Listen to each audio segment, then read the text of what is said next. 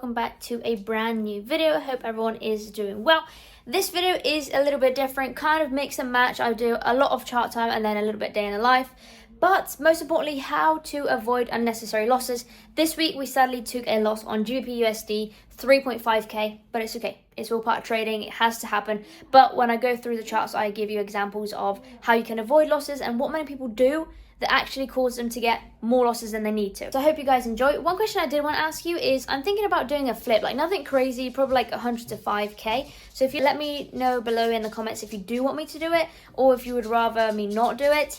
I would do it in either episodes, so like a few episodes, 4 or 5, or just one long video. But the problem with one long video, it's gonna be super long, right? If I'm doing a flip, because I'm going to try and update you every day or when I take a trade. So let me know how you want me to do it. If you even want me to do it, let me know. But let's get into the video.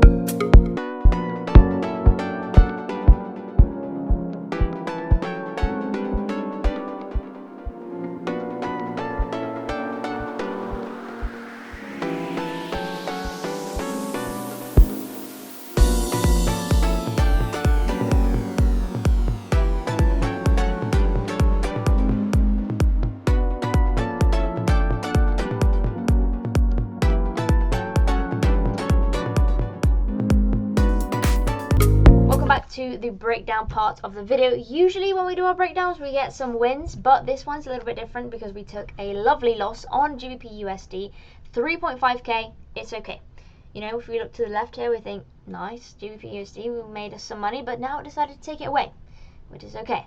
Just didn't like us this week, but no, it's okay. Losing is a normal part of trading, so please don't worry, don't be fooled. Like, if we don't lose, oh my gosh, everybody takes a loss, okay? It's all normal.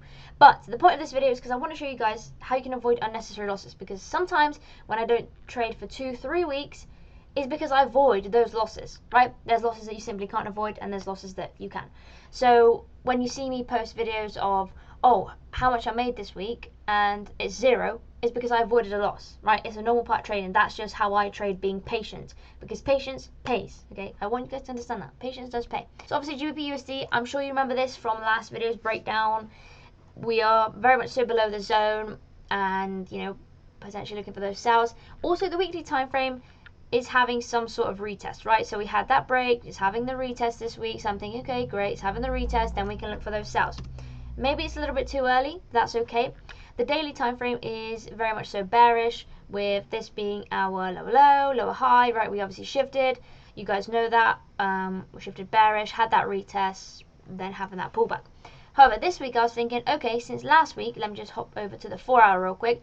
Last week we had such a clean break and retest, right? Beautiful break, retest, price absolutely shot down, which we didn't even catch half of this, but it's okay, we got it, so it's good. So I'm thinking, okay, price will probably have a pullback retesting this area, right? Because as you can see, the daily time frame, this is the pullback, right? That's the only thing that I was concerned about, because as we have this daily pullback, this is where we reach, right? And we could potentially push up a little bit higher, which we kind of did now, and then have that push towards the downside. So the 4 hour time frame is looking like this. This is the push, right? This is the push. This is the area of interest. Okay, great. We had a massive push. We can retest this zone. My original zone was at this area.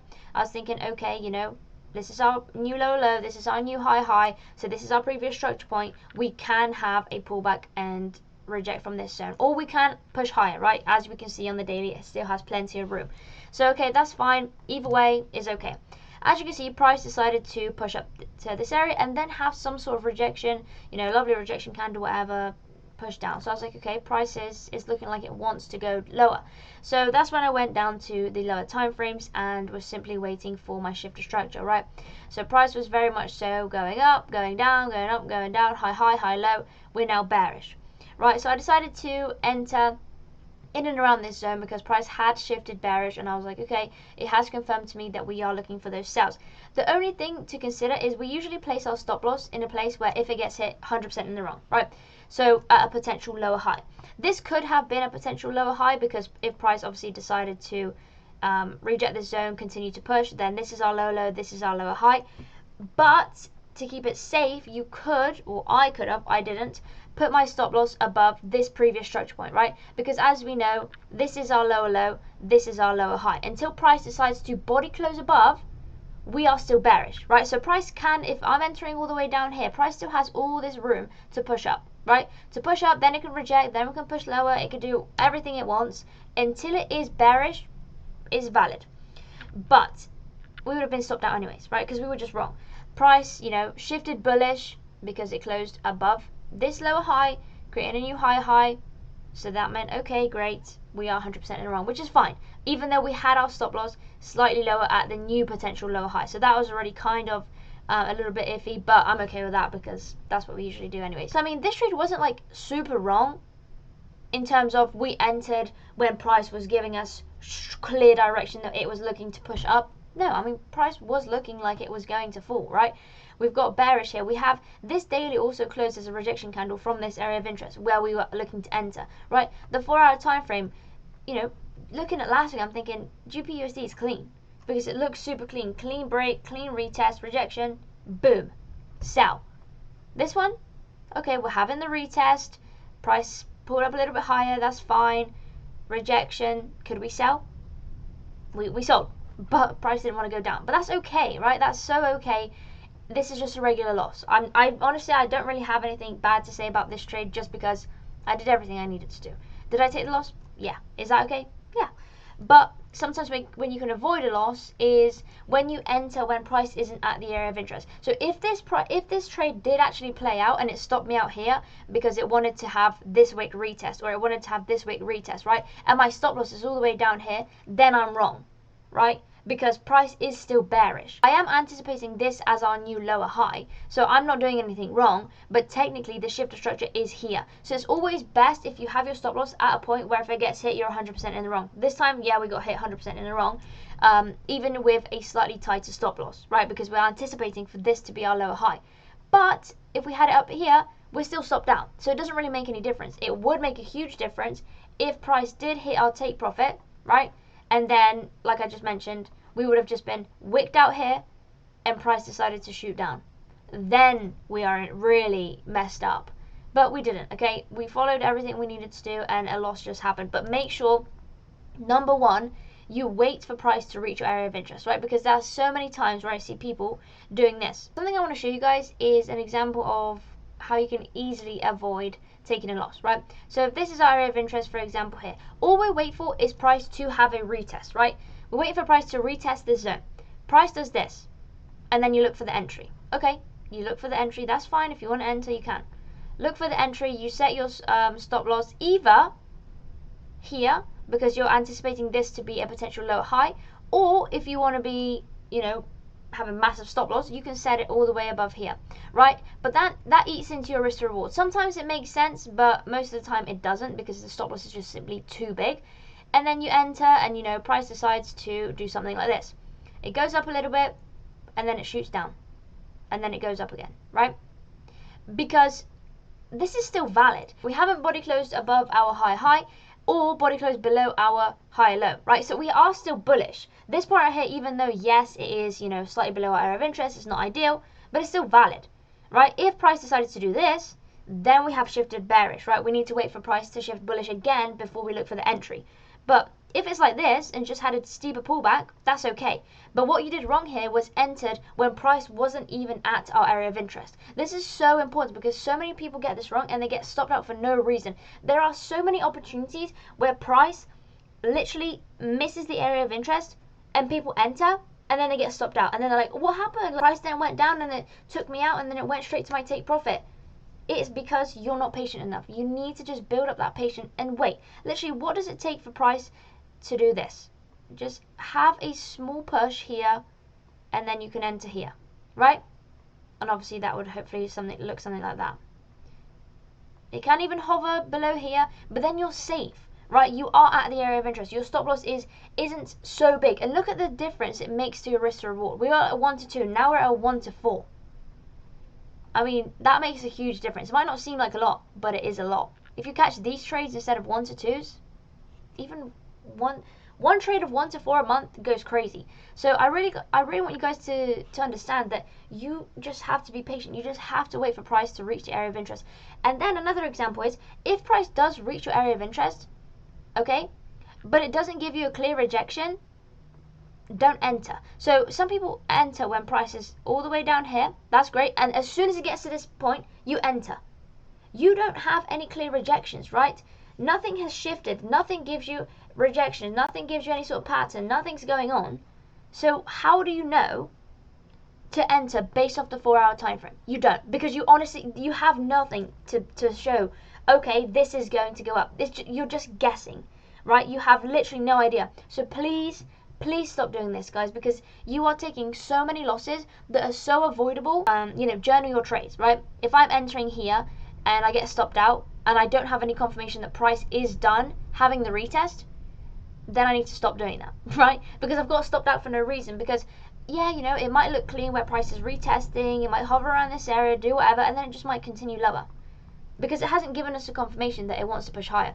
And that's just simple stuff which you can implement to your trading that will make a huge difference. So remember to stay patient, wait for price to reach your area of interest, and most importantly, don't enter as soon as you get the retest, because it's not going to get you anywhere. And also another thing I see people do is when they see a head and shoulder pattern, right? A head and shoulder pattern is just used as a confluence, guys. Okay, this is your neckline, right? This is also can be your area of interest. It happens at the top, or you have inverted, which happens at the bottom. So you have your inverted head and shoulders, and people think, great, this is what price has done.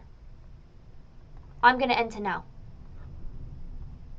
and have my stops here, have my stops there. Okay, that's fine, but why are you entering here? What indication do you have that price is going to go down, apart from the head and shoulders, right? Because sometimes head and shoulder patterns can happen just randomly. They don't always have to happen at the very top, and they don't always indicate that price is 100% going to reverse. So you enter here, and then price does something like this. I mean, sometimes price could just do this, which is great. But sometimes price does this. Okay? And what now? And you think, why did I take the loss when there's a head and shoulder pattern? You took the loss because, number one, price never retested the neckline. It never retested your area of interest. If you wait for price to do something like this, retest, rejection, sell, and it does this, and then all of a sudden it decides to turn around and stop you out, you've done nothing wrong, right? Because you have all your confluences, you have your confirmation, it has had the break and retest, lovely rejection, sell. And it's just stopped you out. So you can't do anything there, right? Unless you were too greedy and holding for too long. But in this instance, you didn't do anything wrong. But this is so important. Wait for the confirmation. So many people get ahead of themselves and they want to enter now. What does that give you, guys? What does that give you? Extra stress, because you're like, oh my gosh, biting your nails, what am I going to do? Like, I'm going to get stopped out. It's unnecessary. So when you see me not trading for a week or two, it's not because I don't see any opportunities. I see opportunities. There's opportunities every single day, every single week, but they're just not right for me. And I would rather wait for the confirmation than get stopped out. Or even if I see price doing this, technically I've missed out on the trade, but not really, because it hasn't done what I wanted it to, which was have the retest, give me confirmation to then sell, right? So I'm not getting FOMO. I'm not thinking, oh my gosh, I just missed out on money, I just missed out on this trade, because I didn't get what I wanted. So please, if you can do anything, please learn to be patient and journal your trades. Find the mistakes you're doing, because there are very, very common mistakes which a lot of people are doing and they're not even realizing. And those small changes can make a huge impact. I used to take trade after trade after trade, and then I realized, let's be patient and let's actually wait for good, high probability setups, and then you win more. Yes, we took a loss this week, but it doesn't matter. Everybody takes losses, right? But you just lower the amount of losses you take, which means you actually end up making more money, even though you are trading less, okay? Less is more, guys, please. Please remember that, and don't get confused and drawn into the whole, oh my gosh, this person took 5 trades today, I took 0, I'm not a good trader. That's not the case, okay? You're just waiting for higher probability setups, because I'm not trying to be funny. Your 1 trade, your 1 to 4 trade, 1 to 2 trade is going to make up for 4 of their trades, because you don't know if they've won 2, lost 2, what's their risk to reward. They could be targeting a 1-to-1, they've lost 3, only won 1. You don't know, okay? So just wait for the higher probability setups and stay patient. And that will conclude today's video. Thank you guys so much for watching. I hope you enjoyed. Those little clips you saw from the fair are, again, my friends going to a fair without me. It's okay though, they vlogged, so you guys could see, as well as obviously me missing out, but we're with them in spirit, so that was good. And also just remember, everybody takes losses, okay? And don't worry if you took a loss this week. So did I, and so did many other people. I'm really hoping for a good week next week, so let's make some money. And do let me know if you do want me to do the flip down below. Also, just remember that those small things I talked about, like waiting for price to reach the area of interest, or not entering straight away on a head and shoulders, waiting for an actual rejection, those are super tiny changes, but they have a huge effect. Or even like how your stop loss is slightly bigger and you can have it slightly smaller and it doubles your risk to reward. Those are small things that have a huge impact in the long run, right? So same with me, I used to trade every single day, lose. And then you might think, oh, but I don't have enough money to trade once or twice a week. You don't need a bunch of money, okay? You just need to learn the skill. And then once you learn the skill, you can get funded. And then you are good to go. So less is more. If you want to kind of enjoy your life, you can be a swing trader. If you want to trade every day, absolutely fine. The choice is yours at the end of the day. I'm just trying to show you the side of trading that not many people do show you, which is not trading every day. So I hope you guys enjoyed. Don't forget to like, comment, and subscribe. And I'll catch you guys next week.